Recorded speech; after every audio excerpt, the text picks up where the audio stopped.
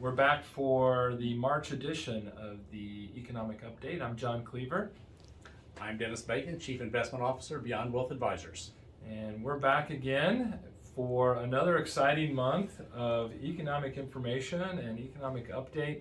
I guess there's just a few things going on Maybe right a little now. political stuff going on, or something? Yeah, well, no, I Geopolitical? was talking about the fact that Major League Baseball hasn't figured out if we're going to have baseball this year. That's true. They haven't figured that out. I'm not Okay. real happy about that. Yeah. Okay.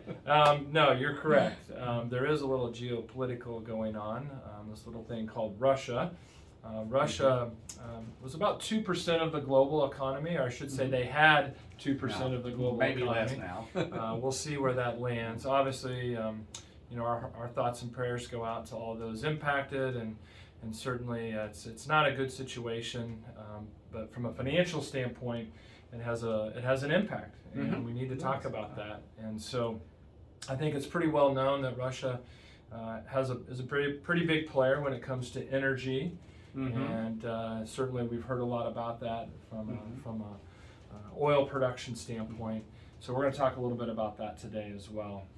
And maybe in general, just to kind of get started, what are your thoughts on how the Russian-Ukraine, the worldwide conflict that's going on right now is going to impact what we see in the economy? A couple of things is also is Ukraine actually has a vast amount of mineral resources too. Besides Russia's oil and energy and natural gas, which they're one of the largest producers, Ukraine has a lot of minerals, without going into the whole litany of lists, that they represent 10, 15, 20, 30, 40% of the world production. So there are some very important minerals. But I think, and because of that, we're going to see a lot of volatility in commodity prices. We've already seen them escalate. We'll cover that in a little bit. But also, this whole situation has created some areas that I think nationally they're kind of concerned about, and that's cyber attacks. Right. Will Russia, which have been known, or at least rumored to have done some cyber attacks, and there's really a lot of heightened risk in that area, particularly in the area of our electrical grids, banking, mobile networks, and that type of thing. And what we are seeing is some soft support for Ukraine. What I mean by that, nobody else is sending troops in and stuff, but there are a lot of soft support. Even Sweden, for the first time since 1939, is giving aid to a company or a country that is during wartime. So that's kind of a big deal. Right. Absolutely. And the biggest thing is just adding volatility to the market. Right. A lot of volatility in the market. Yeah, we're definitely, not that we didn't have that this event, we kind of started the year with that. So with that as a backdrop, this particular scenario, what are your thoughts about the economy and kind of how do we navigate our way through this? Well, there's some disruptive sides of it, obviously, but one of the things that people kind of tend to forget, they look at all the waves on top of the ocean, but they're not really looking at what really is going on in the economy. Manufacturing, while slowed slightly, is still well into the expansion mode. Right. And that applies to also Europe is well into the expansion mode, and China is still slightly in the expansion mode, in the last month. The jobless claims, the last 4 weeks have been below 250,000. That has not happened for a long time. Right. Inflation, though, 7.5%. Yeah. The last 12 months. And we go ahead and roll another month or two in, it's more than that. We've talked about that in the past.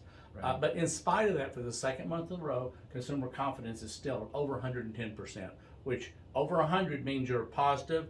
110 is a lot. Right. So there's a lot of confidence out there still in the underlying economy. Retail sales are up 4.8% this last month. I mean, that much better than what they expected. Housing has kind of a mixed bag. The existing home sales, are up. Actually, new permits are up modestly. New home sales are down. Right. That may be a function of inventory. But all of those are really generally positive indicators on the underlying economy. Right. So we talk about economic versus market, and the economy really actually looks really good. And one disruption, as long as the Ukrainian-Russian thing doesn't expand beyond that region, the disruption of the rest of the economy really is a supply chain issue more than anything else, which we're already facing on other fronts too. Right. Can the economy kind of deal with this elevated inflation for a period of time? I mean, is that something, obviously gas prices is the thing that gets all the news. Right. It's more than just that, but certainly kind of expect inflation to maybe run hot here for a little bit. Right. Well, inflation is kind of a funny thing. You'd think it hurt the market. Right. It hurts individuals, Right. but what it means is you buy the things that are staples that you have to have every day, whether it's, you know, things that your household goods and things like Right. that. I use toothpaste and toilet paper, you know, and, you know, but you're going to buy those things. The prices are going to go up because the raw materials are going up Right. and everything else is going up. But that means companies also raise their prices. Right. And so there's a lot of elasticity in that. So we see those prices continue to go up. Companies typically do not face a challenge in the inflationary environment until it gets beyond a certain point. We can't define that point, but Right. beyond a certain point where they really don't have pricing power. Or you can say, but the fact that we still have unemployment is still low and people are still Right. hiring implies they still have pricing power. Right. So that's probably the big area on that. So, you know, Excellent. not really not too concerned. The inflation side, as long as it doesn't prolong. Right. I'm not too Well, that's a pretty good segue to maybe shift away from the economy, and let's maybe talk more specifically about kind of the markets themselves. Okay.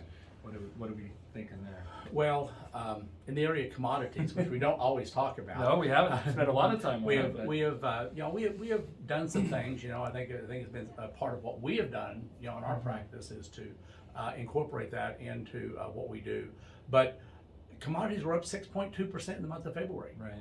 You know, and the grain was up 13%. Commodities isn't just about other stuff, but grain was up 13%.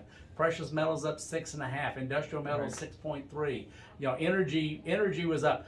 The good news for me, coffee was down. So, but and on the other areas, we're still facing the same thing. We're going to see. We've had a little pullback on the bond prices right now. So, but in the long run, we're going to continue to see interest rates going up. They have So to. fixed income is going to have a problem with inflation. They're going to go up, and across all the other markets, we're seeing, because of the uncertainty of what's going on Eastern Europe, we're seeing volatility in the market. But in all, I talked to a major economist actually earlier today, and they are still projecting a number of around 5,300 on the S&P, Right. which would be 900 points up from where it was, 20% above where we are today. Right. So they had a meeting this morning. They're still projecting that. So when we look at everything, we have to look at the economy, the underlying strength of the economy. The markets Right. are irrational and they operate from an emotional Right. standpoint and react to headline news. The economy operates from fundamental factors. Right. So I'm not really too concerned about going forward. We're always concerned about black swan events, those Right. unforeseen events. Right. And there could be some of those. We probably have a higher risk of those than we do sometimes, but Right. unless they happen, I'm not really too concerned. Sure. Well, that's fantastic. Well, I'm sure there'll be a lot more to talk about next month at the rate of change that we're experiencing right now. We may have to do one halfway through We the month. may I don't need know. to do one halfway through. Well, as always, we appreciate you tuning in and listening. And if you have questions, make sure you reach out. These are the times where your advisor is available to, really help you think through how this may impact your personal situation. And please make those calls. And with that, we have a couple nice spring days here, so maybe brighter days are ahead, right? Yeah, I say let's play ball. Let's play ball.